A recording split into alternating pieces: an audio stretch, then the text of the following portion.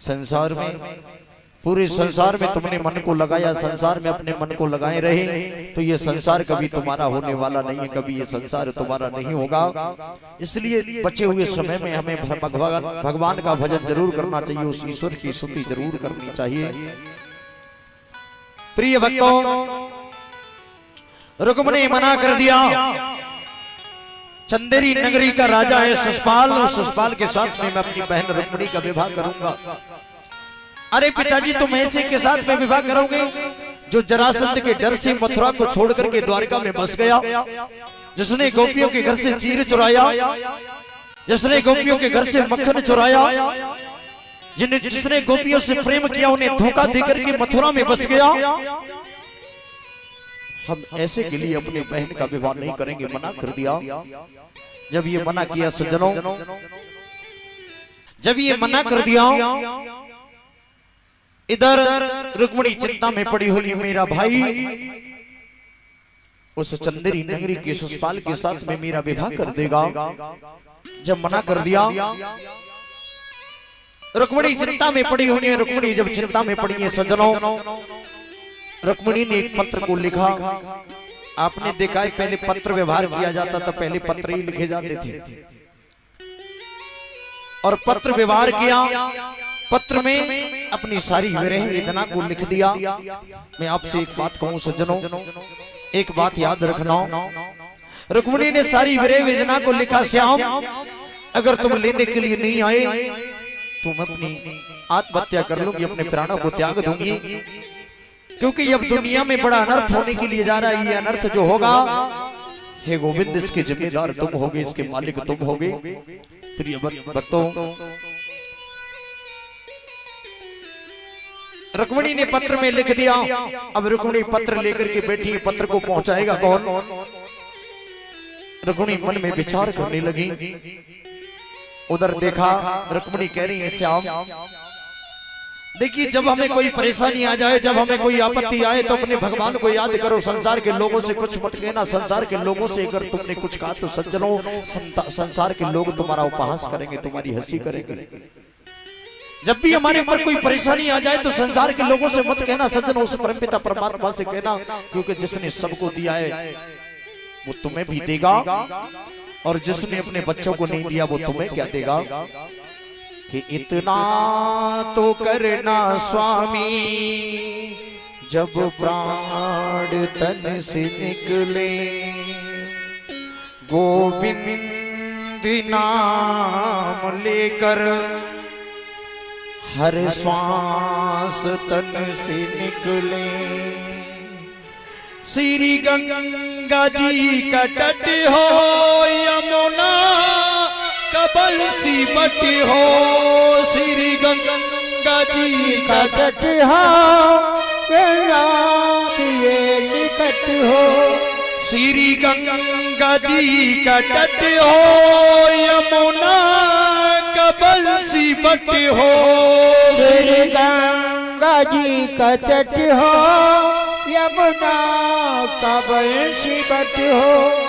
मेरा साबरा निकट हो, जब प्राण तन से निकले, मेरा सावरा निकट हो, जब प्राण तन से निकले, मेरा सावरा निकट हो, जब प्राण तन से निकले, मेरा सावरा निकट हो, जब प्राण तन से निकले। और निवेदन हमें करना चाहिए, उस वक्त जल्दी आना, नहीं श्याम भूल जाना, उस वक्त जल्दी आना, नहीं श्याम भूल जाना, उस वक्त जल्दी आना, नहीं श्याम भूल जाना,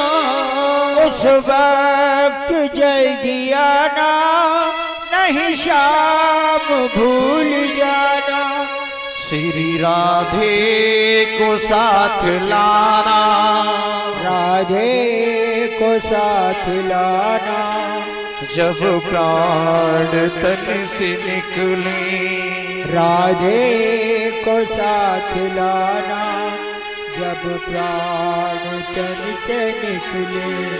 इतना तो करना स्वामी जब प्राण तन से निकले।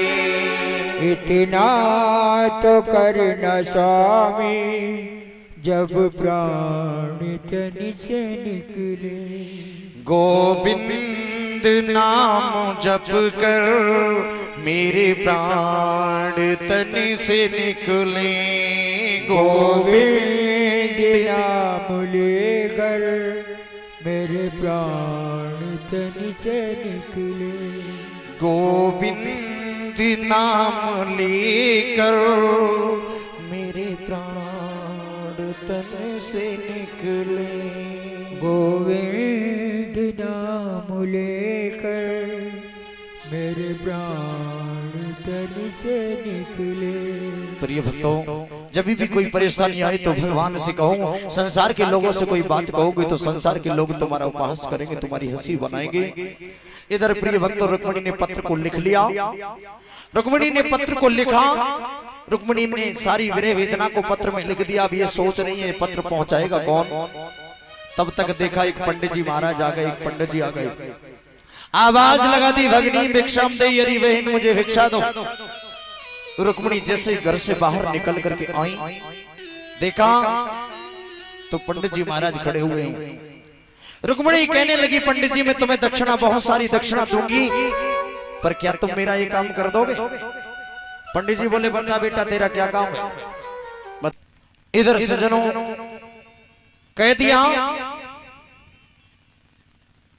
पंडित जी मैं तुम्हें बहुत सारा धन दूंगी, ये मेरे पत्र को जाकर के भगवान श्याम जो द्वारिका के राजा है, भगवान कृष्ण को ये पत्र दे देना। मन में विचार किया सज्जनों, जब ये कहा ये भगवान श्याम को ये पत्र दे देना।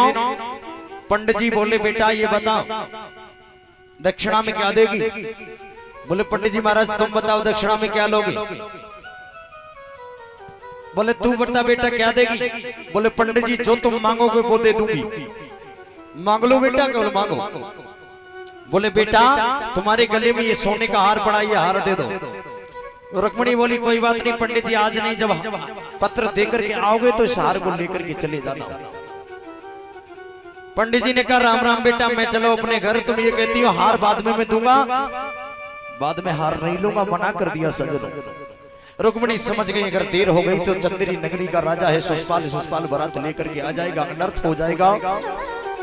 रुक्मिणी ने हार उतार करके दिया और वो पत्र पंडित जी को दे दिया। पत्र पंडित जी लेकर के चले। जब पंडित जी चलते हुए जा रहे थे, रास्ते में पंडित जी को नींद आ गई। और पंडित जी को जब नींद आई सज्जनों, तो पंडित जी ने योग माया को आदेश दिया। भगवान कृष्ण ने योग माया को आदेश दिया और पंडित जी को द्वारिका में पहुंचा दिया। पंडित जी द्वारिका में पहुंच गए। जाकर के पंडित जी ने वो पत्र भगवान श्याम सुंदर को दिया। भगवान कृष्ण ने पत्र को पढ़ा और जैसे पत्र को पढ़ा मन में विचार आया, अगर बड़े भैया बलराम को बता दिया तो बड़े भैया बलराम मुझे जाने नहीं देंगे, अनर्थ हो जाएगा। पंडित जी से कहा, पंडित जी महाराज इस पत्र को बड़े भैया बलराम को मत बताना। पंडित जी को लेकर के घर गए। रात्रि को विश्राम पंडित जी महाराज ने वहां पर किया। और जैसे ही सुबह हुआ, हाथ जोड़ करके भगवान श्याम सुंदर बड़े भैया बलराम से बोले, भैया ये पंडित जी महाराज बड़ी दूर से आए, अगर आप कह दो तो पंडित जी महाराज को कुंदनपुर तक छोड़ के चला आओ। बलराम बोले, कन्हैया तुम बड़े उद्दंड हो, बड़े शरारती हो, बड़े नटखट हो, जल्दी जाना और वापस लौट करके आ जाना। सज्जनों भगवान कृष्ण पंडित जी को लेकर के चले। भगवान कृष्ण जब पंडित जी को लेकर के चले, इधर भगवान कृष्ण पंडित जी को लेकर के जा रहे हैं। लंबे बेगों से ये रथ चला और रथ चलते हुए जैसे कुंदनपुर के बाहर एक मंदिर है, मंदिर पर आया। भगवान कृष्ण ने रथ को रोक दिया और कह दिया, पंडित जी जाओ रुक्मिणी को बता देना वो कन्हैया मंदिर पे आ चुका है। इधर ससपाल बारात लेकर के आ गया। ससपाल की सेना, रुक्मिणी की सेना चारों तरफ पड़ी है ताकि रुक्मिणी को भगवान कृष्ण आकर के न ले जाए। जिनकी जिंदगी में भगवान आ जाता है सज्जन, उसको दुनिया में कौन रोक सकता है।